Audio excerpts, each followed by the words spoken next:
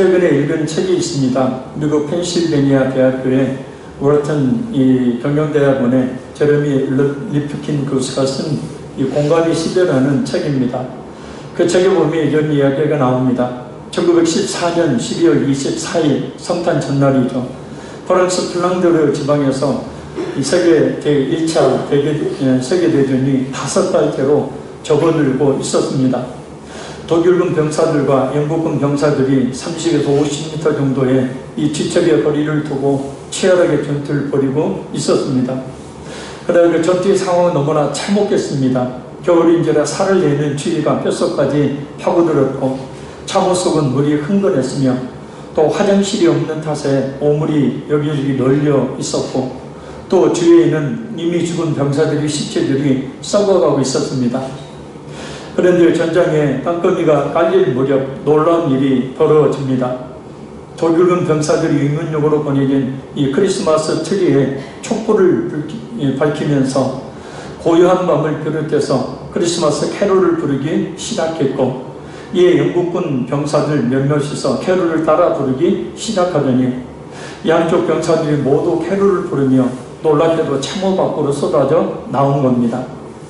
서로 마주보고 악수를 나누고 담배와 비스킷을 건네고 또 자신의 가족의 사진들을 서로 꺼내 보여주는 것입니다.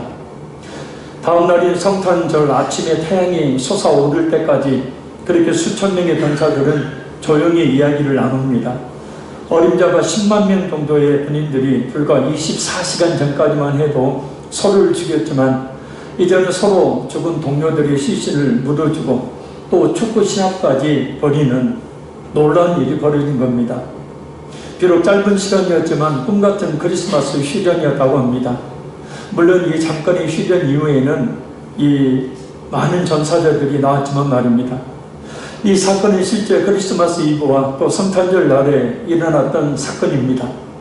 성탄절이 전쟁을 멈추고 또 서로 하나가 되게 했던 겁니다. 예수님께서 이 땅에 오심의 의미가 무엇인지를 잘 깨닫게 주는 그런 이야기입니다. 그럼 예수님께서 어떻게 이 땅에 오셨고 또 오신 이유는 무엇인지 우리가 오늘 본문을 통해서 몇 가지 살펴보며 은혜 나누기 원합니다. 첫째는 성령으로 예수님이 잉태되어 오셨습니다. 우리 18절 말씀 같이 한번 읽겠습니다. 예수 그리스도의 말씀은 이러하니라. 그의 어머니 마리아가 요셉과 약혼하고 동거하기 전에 성령으로 잉태된 것이 나타났더니 아멘. 예수님의 육신의 어머니였던 마리아는 몰락한 가문이지만 다윗의 자손 중 하나인 요셉과 약혼을 합니다. 이 약혼은 당시의 풍속으로 보면 파기할 수 없는 결혼을 의미했습니다. 음행의 연고 외에는 헤어질 수 없는 사실상의 부부관계를 의미했습니다.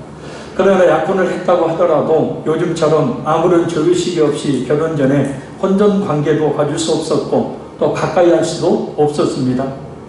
1년의 기간을 거친 후에야 결혼할 수 있었습니다. 왜냐하면 1년이라는 기간은 정결하지 못하면 임신을 해서 처녀가 아님이 결혼할 수 있는 기간이었고 여자의 부정한 일을 알고 있는 사람들로 하여금 그것을 밝히도록 하므로 결혼을 파기할 수 있도록 하는 기간이었기 때문입니다. 이 전통의 이 캐톨릭에서는 결혼 전에 6개월, 1년 전에 결혼 광고를 냅니다. 누가 결혼하는지. 그래서 거기에 대해서 이 결혼이 잘못된 결혼이다라는 이의를 제기하면 이 문제가 발생하게 되죠. 바로 거기에서 나온 겁니다. 근데 약혼만 하고 결혼도 하지 않는 처녀인 마리아가 아이를 잉태합니다. 인간적인 관점으로 볼 때 부정한 짓을 저지르지 않고는 있을 수 없는 일입니다. 그러나 처녀 마리아의 임신은 부정한 행위로 된 것이 아니라 바로 성령으로 잉태된 것입니다. 어떤 사람이 예수님을 믿는다고 할 때에 넘어야 될 고비 중에 하나는 바로 예수님이 처녀인 마리아의 몸에 성령으로 잉태되었다는 사실입니다. 많은 사람들이 예수님을 알기는 아는데 바로 이 문제에 부딪혀서 바른 믿음을 갖지 못하는 경우들이 있기 때문입니다. 아니 어떻게 처녀가 결혼도 하지 않고 아이를 가질 수 있고 그 아이가 예수라고 그런 말도 안 되는 것을 기독교는 믿는다고 이야기합니다. 그래서 허구요 신화라는 말들을 하게 되죠. 그들의 입장에서 보면 맞는 말입니다. 처녀가 성령으로 아이를 잉태한다는 것, 당연히 인간이 이성으로는 받아들일 수 없는 일이죠. 그러나 여기는 그럴 만한 분명한 하나님의 그 뜻이 있죠. 그냥 무작정 처녀의 몸에 예수님께서 잉태된 것이 아니라는 겁니다. 예수님이 이 세상에 육신의 몸을 입고 오신 성육신, 영어로 인카네이션은 일반적인 이 부부 관계를 통해서 잉태되는 방식을 말하지 않기 때문입니다. 왜냐하면 일반적인 남자와 여자의 혼인 관계에 의해 태어나면 분명히 의인은 없나니 하나도 없다는 말씀이 의미하듯이 예수님의 아버지도 육신의 아버지도 죄인이고 예수님 육신의 어머니도 죄인이니 예수님 또한 죄인인 부모에게서 그 죄의 유전자를 그대로 가지고 태어난 죄인일 수밖에 없기 때문입니다. 그런 방식을 통해 사람으로 태어난다면 죄인에게 인류의 구원자로서의 자격을 갖추지 못합니다. 이 자녀우들을 비하하는 것이 아니라 소경이 소경을 인도할 수 없다는 성경 말씀이 있죠. 자신도 앞을 보지 못하는 사람이 어떻게 다른 사람을 인도할 수 있겠습니까? 자신도 죄인인데 죄에 대한 대가를 받아야 될 자인데 어떻게 다른 죄인들을 영원한 생명으로 인도할 수가 있겠습니까? 그래서 하나님은 예수님을 죄의 영향을 전혀 받지 않는 죄가 없는 모습으로 이 세상에 나시도록 하기 위해서 일반적인 사람들의 혼인관계가 아닌 성령으로 처녀인 마리아의 몸에 잉태하게 하신 것입니다. 처녀는 곧 정결함을 상징하죠. 그 죄 없음을 이야기하는 거죠.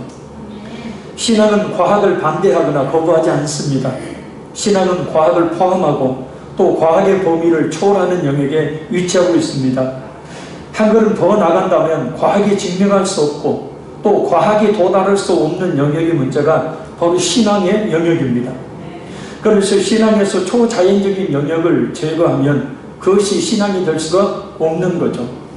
요즘에는 그런 자유주의 신앙이 많이 퍼져 있습니다. 미국은 말할 것도 없고 한국에서도 이 자유주의 신앙이 많이 퍼져 있어요. 그래서 성경에 나와 있는 신비적이고 기적적인 사건들을 믿지 않는 겁니다. 자기의 이성으로 받아들일 수 없는 것들, 과학적으로 증명할 수 없는 것들은 받아들이지 않는 거예요. 그래서 기독교인으로 이 신앙생활을 하고 있지만 진짜 그리스도인이 아닌 겁니다. 그런데 오늘날의 과학자들은 자신이 의도했던 의도하지 않았던 참 재미있는 사실을 증명해내고 있습니다. 현대 과학이 바로 예수님의 동정녀 탄생의 교리를 과학적으로 받아들일 수 있도록 증명하고 있기 때문입니다. 1886년에 티코 미로프라는 사람이 처음으로 인공적인 단성 생식에 성공을 했죠. 이 수컷과 암컷의 교미에 의해서 새끼를 낳게 한 것이 아니라 이 암컷 한 성만 가지고 새끼를 낳게 한 것입니다. 그때 생물학자였던 볼튼 데이비 타이스 박사는 이런 유명한 얘기를 했습니다. 인간의 힘으로 단성 생식을 가능하게 할 정도까지 현대 과학이 발달했다면 전능하신 하나님께서 동정녀의 몸을 통해 인간에게 구세주를 보내시지 못할 이유가 어디 있는가? 최근에 어떻습니까? 우리 눈에 잘 보이지도 않는 작은 체세포, 우리 몸에 있는 세포 하나입니다. 이 작은 체세포만으로도 생명체를 만들어내고 있습니다. 1998년에 세계 최초 복제양인 돌리가 탄생을 했고 1999년에는 우리나라에서도 국내 최초의 복제 한우인 세빗이 탄생했습니다. 앞으로는 우리 몸에 필요한 장기와 또 몸의 조직들을 우리 몸의 이 신체와 비슷한 구조를 가지고 있는 돼지와 같은 동물들의 몸에서 키워내 시술하는 단계까지 이론상으로 가능하다고 연구에 박차를 가하고 있는 상황이죠. 이 모두가 두 성, 남성, 여성이 아닌 한 성에 의해 더군다나 아주 작은 세포 하나로 생명체를 만들어낸 겁니다. 이러한 과학적 결과물들은 오히려 신앙의 영역인 동정녀 탄생을 얼마든지 있을 수 있는 사건으로 증명하고 있습니다. 예수님께서 성령님에 의해 처녀 마리아에 잉태되어 이 땅에 오셨다는 사실은 전혀 이해할 수 없는 허구나 신화가 결코 아니라는 거예요. 할렐루야. 자, 우리 19절 말씀 읽겠습니다.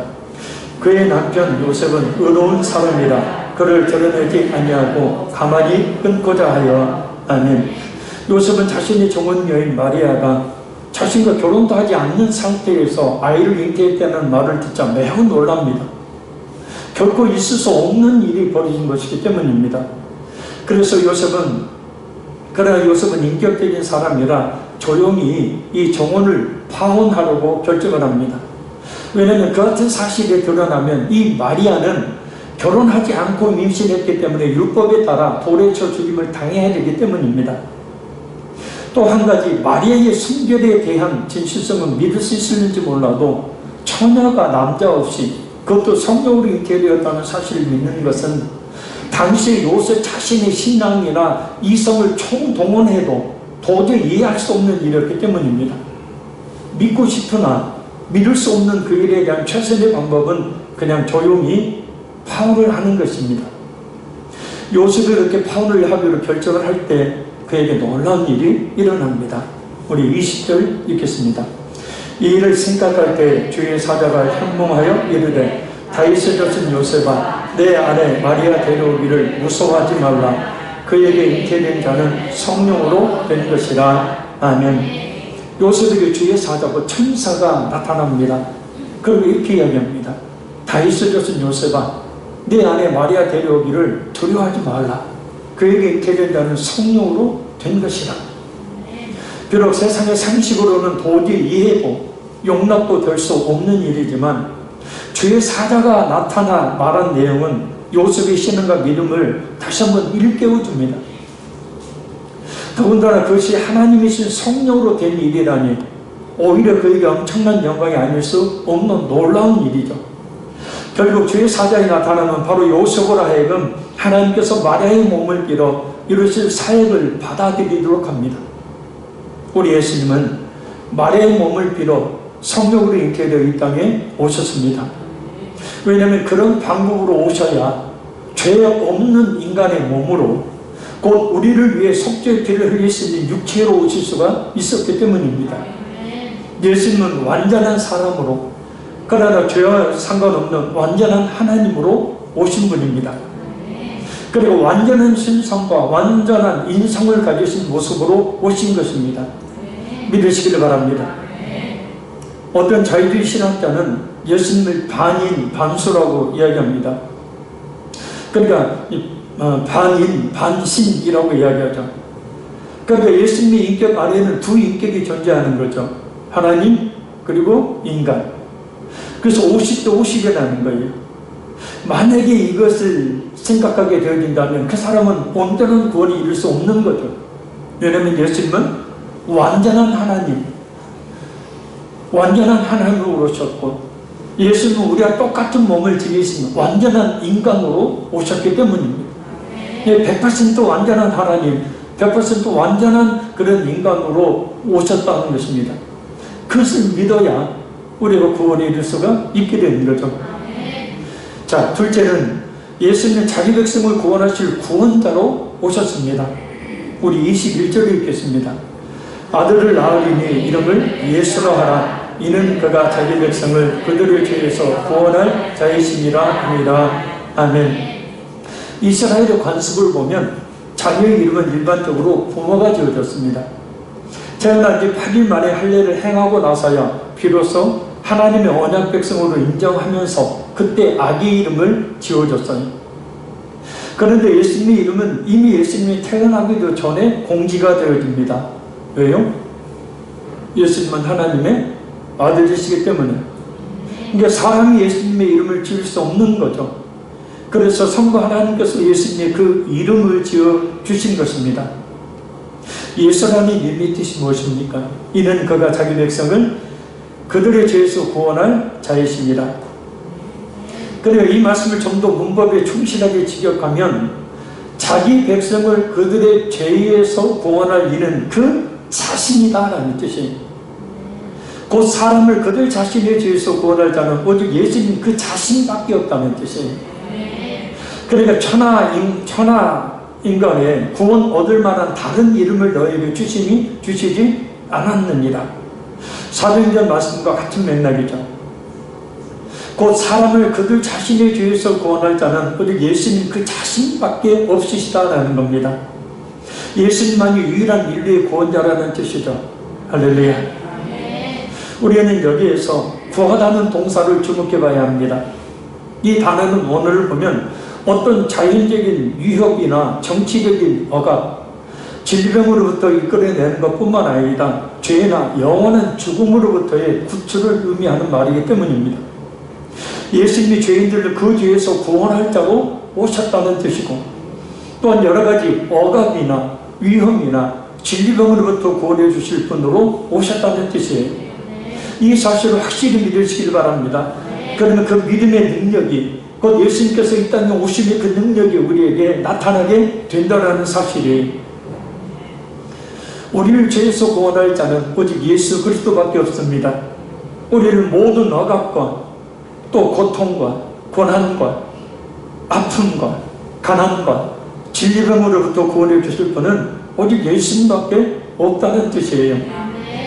그 예수님을 믿을 때에 우리에게는 모든 억압과 고통과 고난과 아픔과 가난과 질병에서 벗어나는 그 이름의 능력이 나타난다는 거예요. 이 능력을 체험하는 성탄이 되기를 간절히 소원합니다.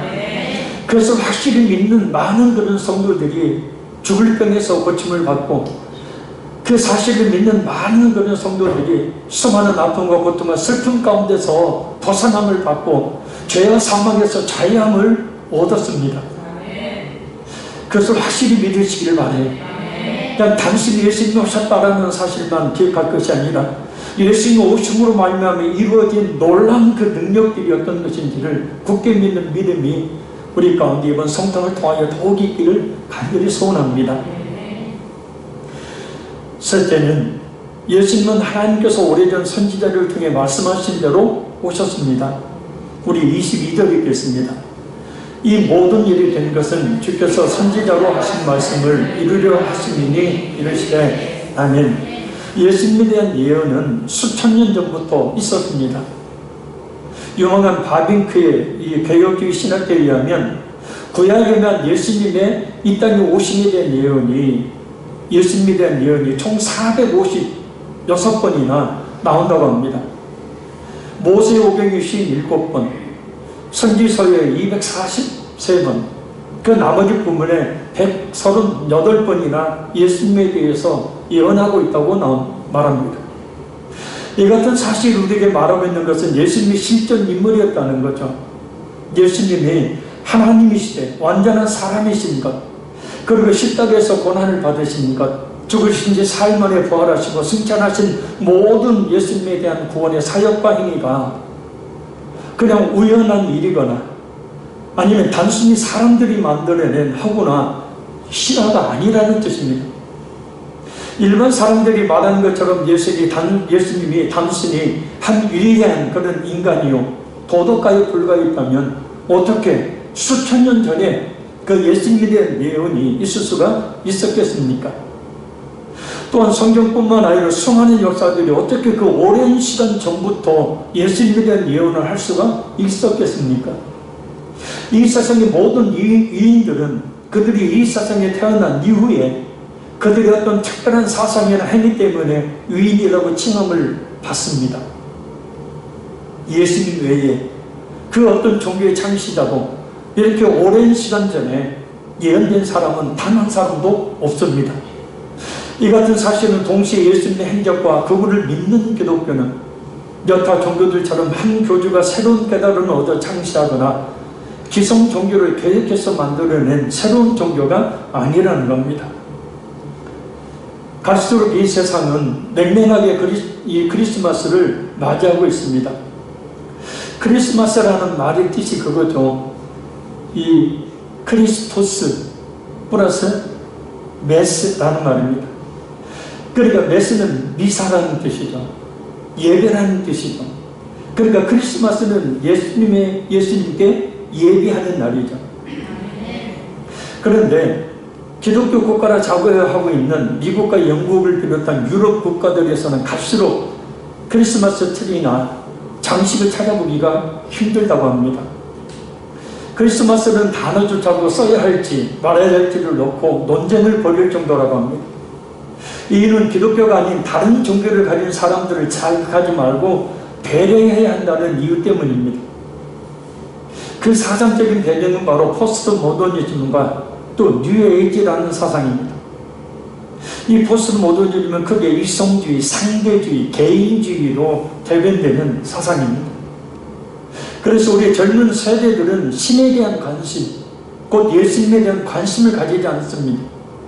철저하게 자신의 생각에 이해되면 받아들이고 이해되지 않으면 받아들이지 않습니다.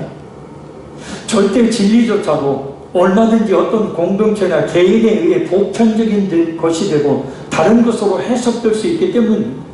그것이 바로 오늘 세대를 지배하고 있는 포스트 모더니즘의 사상이 동성애자들을 예로 들면 그들은 분명히 성경에 죄라고 그 동성애는 분명히 하지 말아야 될 행위라고 그렇게 이야기하지만 그 동성애를 하고 있는 사람들은 소수 성애자들, 소수자제들이라는 표현을 쓰면서 그들 나름대로의 그 의견을 내세우고 자신들도 합리화시킵니다.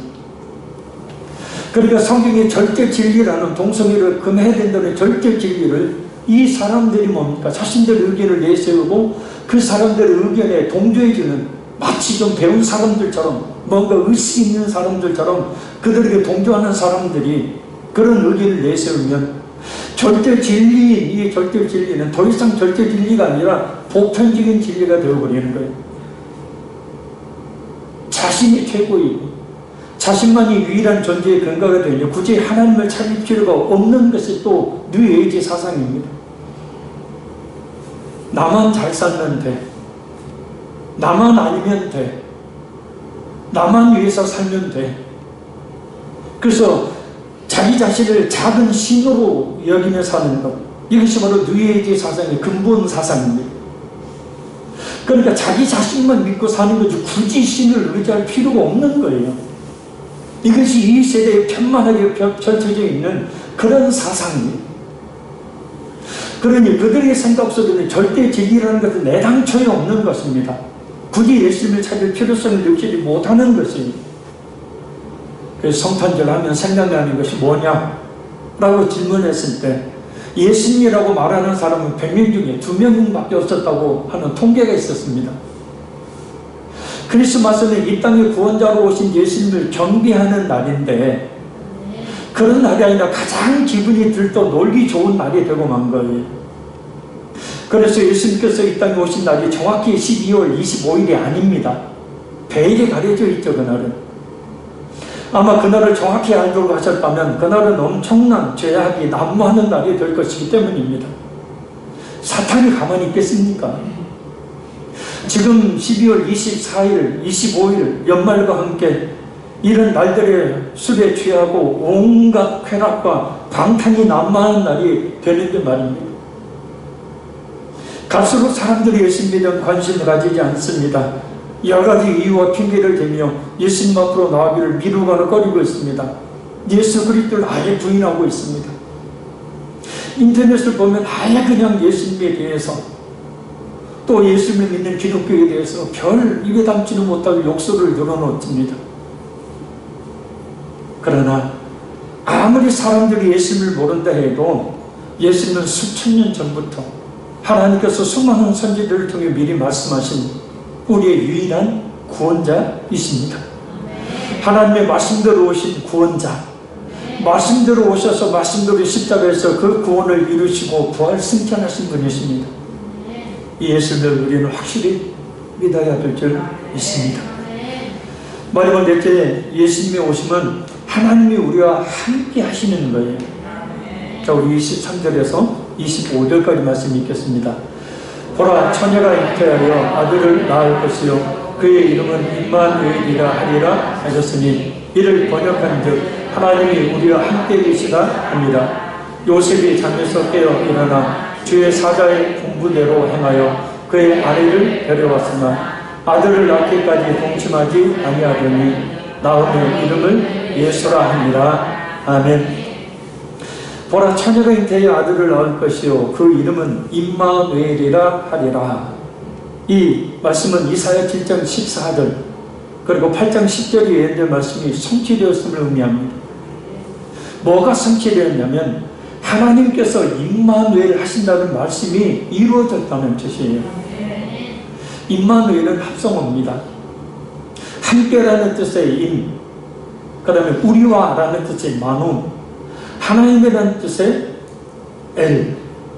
그래서 임마누엘은 하나님이 우리와 함께 계신다라는 뜻이에요. 곧 하나님이신 예수님이 우리와 함께 계신다는 뜻입니다. 하나님이 우리와 함께 계신다는 사실은 죄인된 우리에게는 해를 수 없는 하나님의 놀라운 은혜이죠. 요한복음 1장 14절 말씀입니다. 말씀이 육신이 되어 우리 가운데 거하심에 우리가 그의 영광을 보니 아버지의 독생자의 영광이요 은혜와 진리가 충만하더라. 아멘. 지극히 거룩하신 하나님께서 그 영광의 보좌를 버리시고 귀천한 사람의 몸을 취하시고 이 세상에 오신 이유가 무엇입니까? 바로 인간의 구원, 우리의 구원입니다. 바로 이 자리에 있는 우리를 구원하시기 위한 겁니다.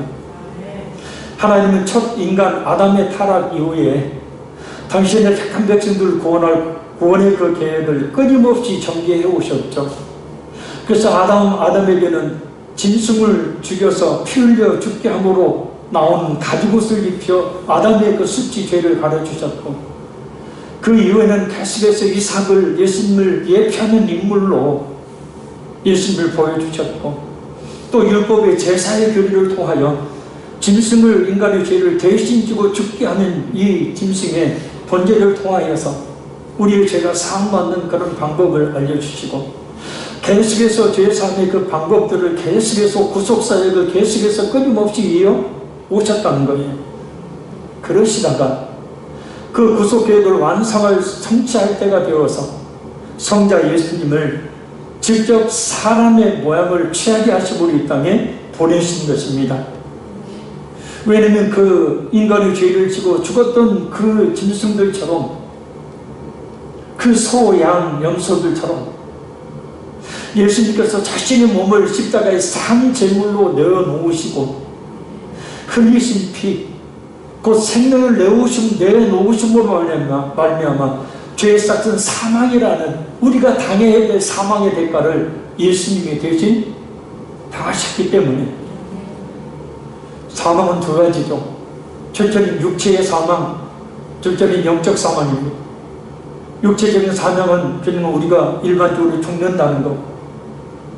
둘째 사망은 요한계시록 말씀처럼 영원한 지옥에서 영원히 죽지도 못하고 당하는 그런 영적인 고통을 이야기합니다. 아니, 사망이라는 말이 오히려 아까울 정도의 비참한 고통을 겪게 되죠. 제가 그 고통을 경험해 본 사람입니다.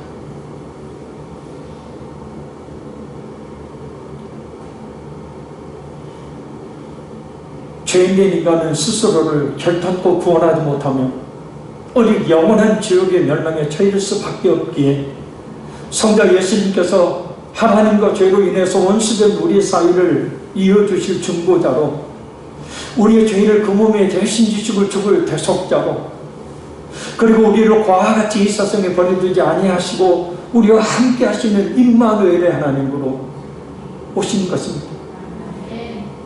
그래서 임마누엘의 사건은, 예수님이 이 땅에 오심의 사건은 죄인된 인간을 구원하기 위한 하나님의 지극히 크신 사랑의 표현입니다.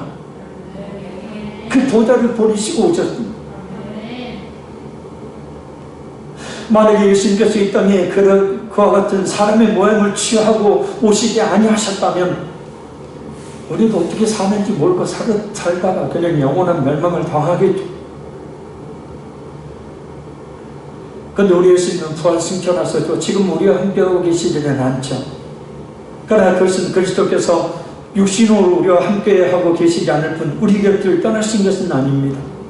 바로 그리스도의 영이신 성령 하나님을 보내셔서 우리와 영원토록 함께하고 계시기 때문입니다. 성령님의 임재가 곧 임마누엘이에요. 성령님은 영원토록 우리를 떠나지 아니하십니다. 그리고 그 임마누엘의 성령 하나님께서는 지금도 우리를 지키시고 우리를 보호하시며 우리를 인도하고 계십니다.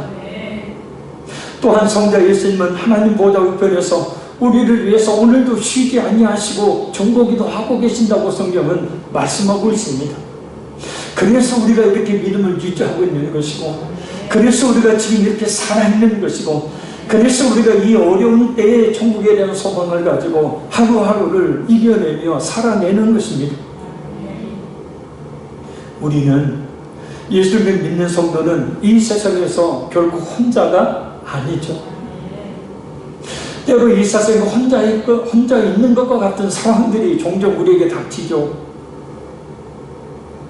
사람을 의지해 보면 이 사람이라는 것이 결국은 의지할 만한 대상이 못 되는 신성스러운 존재임을 또 자각하게 됩니다.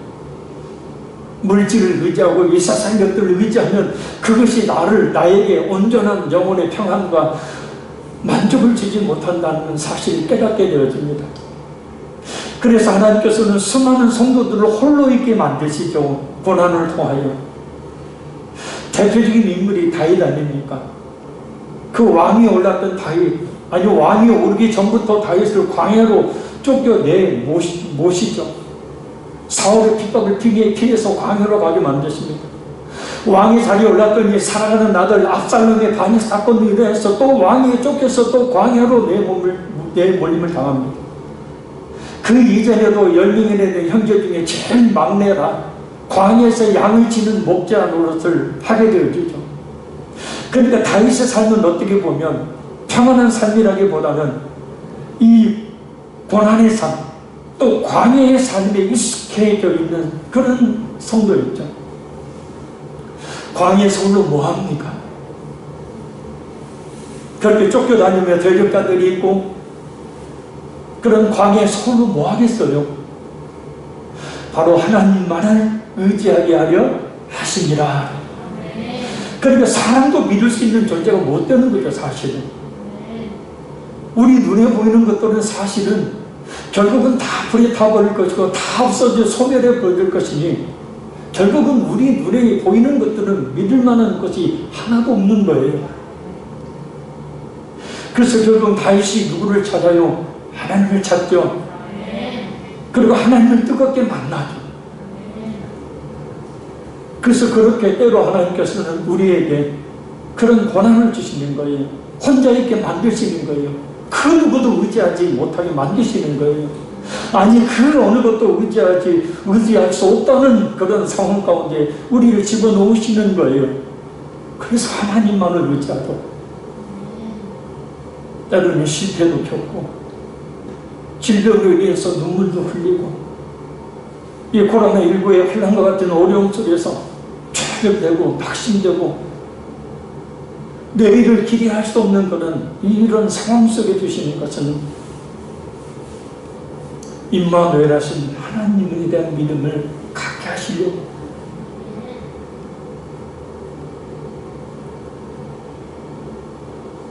그래서 우리는 혼자가 아니에요. 성령 하나님은 우리 믿는 성도와 더 밀접하게 함께 계시며 우리가 천국에 이르는 그날까지 아니 영원토록 우리를 인도해 주시는 분임을 우리가 믿어야 합니다. 따라서 어떤 힘든 고난 속에서도 낙심하지 말아야 합니다. 고난이 있으면 있을수록 기도로 하나님께 나와서 하나님께서 주시는 그 회복과 치유와 위로와 평안을 얻어야 되고 무엇보다 그걸 통해 하나님을 임마누엘 하신 하나님을 만나는 은혜가 있기를 간절히 소원합니다. 그리고 그 예수를 믿지 않는 가족들과 이웃들에게 이 기쁜 놀라운 소식을 전해야 합니다. 우리 다른 사람에 대한 어떤 이야기 하나만 들어도 그냥 말 못해서 그냥 안달이 나잖아요. 안 그래요? 하물며 예수님이 임마누엘 하신 이 엄청난 사건 우리가 말하지 못하는 덩어리가 돼서는 안 되고 이 기쁘고 놀라운 소식을 널리 전해야 될 줄로 믿습니다. 결론적으로 말씀드립니다. 하나님이신 예수님께서 이 땅에 오신 방법은 일반적인 남자와 여자의 혼인관계에 의한 것이 아닌 처녀 마리아의 몸에 성령으로 잉태되어 죄 없으신 모습으로 오셨습니다. 왜냐하면 죄가 없어야 죄인들을 위한 속죄제물이 될 수 있기 때문입니다. 구약의 인간의 죄를 지고 죽었던 번제물로 바쳐졌던 그런 제물들은 하나같이 흠과 점이 없어야 했습니다. 예수님께서 바로 그 흠과 점이 없는, 아무런 그런 흠과 점이 없는 완전한 인간의 모습으로 오신 거죠. 예수라는 이름의 뜻이 의미하듯이 자기 백성을 그들의 죄에서 구원할 구원자가 오셨습니다. 또한 예수님의 오심은 갑자기 이루어진 사건이 아니라 하나님께서 수천 년 전부터 선지자를 통하여 말씀하신 대로 오셨습니다. 따라서 기독교는 어떤 한 사람이, 예수라는 사람이 어떤 깨달음을 얻어 세운 그런 종교와는 차원이 다른 그런 종교가 아니고, 또 어떤 한 사람이 깨달음을 얻어 세운 다른 타 종교와 차원이 다른 죄사함의 종교, 영원한 생명의 종교입니다. 하나님의 아들이신 예수님께서 이 땅에 오신 것은 죄로 말미암아 영원히 지옥으로 버림받아 마땅한 뿌리들과 하나님이 함께 하시는 기쁘고 놀라운 사건입니다. 지금도 성령 하나님께서 늘 우리와 임마누엘 하고 계심을 믿으시기를 바랍니다.